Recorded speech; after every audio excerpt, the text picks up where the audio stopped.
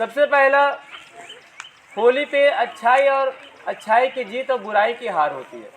पहला टॉपिक हम यही जानेंगे कि होली पे अच्छाई की जीत और बुराई की हार होती है।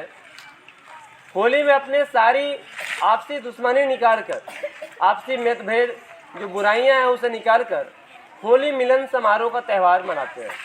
अर्थात होली से पहले ही एक दूसरे के साथ अपनापन का भाव कैसे हो, कैसे होली के दिन हम एक दूसरे को रंग लगाएं, अबीर लगाएं और उनके साथ आपसी भेदभाव को भूलकर कैसे जुड़े, इसके लिए होली त्यौहार आती है। खास तौर पे होलिका दहन जिस दिन हम लोग करते हैं, ये फागुन पूर्णिमा के दिन होलिका दहन होती है और होलिका दहन से ही यहाँ से कहानी रुचि हो जाती है। कहानी इंटरेस्टिंग होलिका दहन से ही शुरू होती है, क्योंकि होलिका को वरदान प्राप्त था कि आप अग्नि में नहीं जलेंगे, और ये वरदान ब्रह्मदेव ब्रह्मा जी दिए थे कि होलिका आप किसी भी परिस्थिति में, चाहे अग्नि पर आप पैर रख दीजिए, चाहे कोई आपको ले जाके खड़ा कर दे, बैठा दे, आपको अग्नि नहीं जला पाएगी। और ये तपस्या सिर्फ ऐसा ही ब्रह्मा जी आके नहीं दे दिए थे, उसके लिए होलिका कितने वर्षों तक लगातार तपस्या की और उसके फल स्वरूप उन्हें वरदान मिला था। लेकिन वरदान किसी को मिलता है तो इसलिए नहीं कि आप दूसरे को भरनष्ट कर दीजिए, दूसरे को जला दीजिए, दूसरे को नुकसान पहुंचाइए, उसके लिए वरदान नहीं मिलती है। वरदान सेल्फ डिफेंस, आत्म सुरक्षा के लिए मिलती है कि आप उस समय हमारी वरदान से आपको कोई नुकसान नहीं पहुंचाएगा, लेकिन दूसरा को नुकसान पहुंचाने की आप कोशिश करेंगे तो आप स्वयं भस्म हो जाएंगे। होली में आप देखे होंगे बहुत से लोग ड्रिंक करके शराब के नशे में गिरते पटकाते रहते हैं। ये बिल्कुल उचित नहीं है। किसी भी त्यौहार को हम कैसे सेलिब्रेट करें, कैसे उस त्यौहार को हम अच्छा से मनाएं, ये हमारी संस्कृति बताती है। हम आपसी कैसे एक दूसरे के साथ मिलकर मनाएं। कोई ज़रूरी नहीं है कि जो रंग लगाना नहीं चाह रहे आप उसको बार बार डरा रहे हैं, नहीं वो लगल है, आइए और वो बेचारा घर के मारे बाहर नहीं निकल रहा है। तो ऐसा भी नहीं करना है कि दूसरे को ज़बरदस्ती रंग लगाना है। ज़बरदस्ती किसी काम को करना उचित नहीं होती है।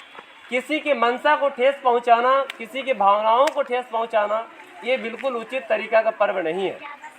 पर्व वो है जो आपसी हंसी के साथ कैसे गुजरे, पर्व वो है जो आपसी मिलन के साथ कैसे मनाए, वही होली है। और इसमें आपको मुख्य रूप से ये भी बताना चाहेंगे कि हिरण्यकश्यप का पुत्र प्रहलाद, जो दैत्यराज हिरण्यकश्यप, जो अपने आप में शिरोमणि समझते थे, अपने आप में ऐसा समझते थे कि हमारे जैसा ना तो कोई पृथ्वी पे आया है ना आएगा, क्योंकि वो ऐसे कठिन तपस्या से ऐसा वरदान प्राप्त हो गई थी कि न तो जल में मरेगा, न आग में मरेगा, न घर के अंदर मरेगा, न घर के बाहर मरेगा, न धरती पे मरेगा, न आसमान में मरेगा, न आदमी मारेगा, न जानवर मारेगा। तो मारेगा कौन और मरेगा कैसे? और जब मरेगा नहीं तो फिर तो स्वयं वो भगवान समझना शुरू हो जाएगा, क्योंकि पृथ्वी को भी मृत्यु भूमि के नाम से जाना जाता है, क्योंकि जो आया है एक दिन जाएगा। लेकिन उसके अंदर ऐसा था कि प्रहलाद जब भगवान का नाम लेते थे, ओम नमो भगवते वासुदेवाय नमः, तो उसे ऐसा लगा कि हम ही तो भगवान हैं, हम तो मरेंगे नहीं, तो तुम मेरा ही पूजा करो। प्रहलाद बोला नहीं, आप इस जन्म के भगवान हो सकते हैं, लेकिन परमात्मा जो है वो जन्मों जन्मों के भगवान है। उनकी आराधना करने से हमारी कई पीढ़ी सुखमय हो सकती है, हम आपकी आराधना नहीं कर सकते। अब उसको दैत्यराज हिरण्यकश्यप को गुस्सा आ गया। अब उसी दिन से वो क्या किया, अपने प्रहलाद पर, अपने पुत्र पर अत्याचार करना शुरू कर दिया, जेल में बंद कर दिया, खौलता हुआ तेल की कढ़ाई में उसको डाल दिया जो फूल बन गया। खाना ले जाके जाने लगे खाना खिलाने के लिए, तो उसमें विष डाल दिया। भगवान विष्णु भी चिंतित कि विष को खाएगा तब तो मेरा भक्त मर जाएगा। ये कहानी में बहुत ही रुचि है, क्योंकि इसकी विस्तार से जितना जानेंगे उतना ही आपको अच्छा लगेगा। और उसके बाद से निरंतर पहाड़ से ढकेल देना, सांप की कोठरी में बंद कर देना, लेकिन कहीं उसको कोई क्षति नहीं पहुंचा, क्योंकि भगवान विष्णु उन पे अपना हाथ बरसाए हुए थे। इसलिए उनका पिता कुछ भी उनका बाल बाका नहीं कर पा रहा। अंत में बोले कि क्या है, खंबा में भी भगवान है? प्रहलाद ने बोला भगवान कहाँ नहीं है, पेड़ पौधे में है, हम में है, आप में है, पशु में है, पक्षी में है, कहाँ नहीं है?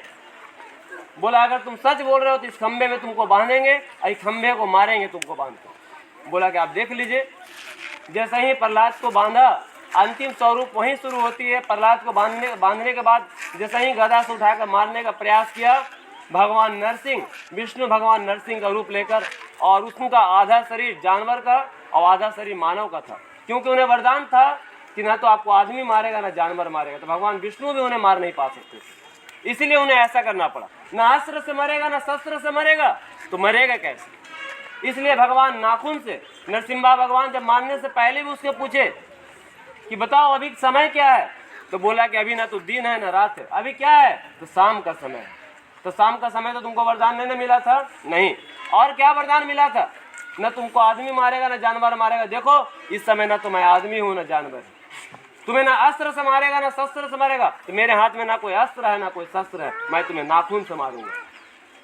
और न तुम घर के अंदर मरोगे ना घर के बाहर मरोगे, तो तुम्हें चौखट पे मारेंगे, क्योंकि चौखट जो होता है न घर के अंदर है न घर के बाहर। और जिस समय उसे मारने के लिए अपना नाखून का प्रयोग किए, उस समय हिरण्यकश्यप समझ गया कि भगवान का जो वरदान मिला है वो वरदान के अनुसार उनका वरदान भी झूठा ना हो, और उसके अनुकूल हिरण्यकश्यप को फिर नरसिंह भगवान नाखून से पेट को फाड़ते हुए और उसको तो फिर मारे। और उसके मारने के बाद भी इतना गुस्सा था कि शांत नहीं हो रहा था।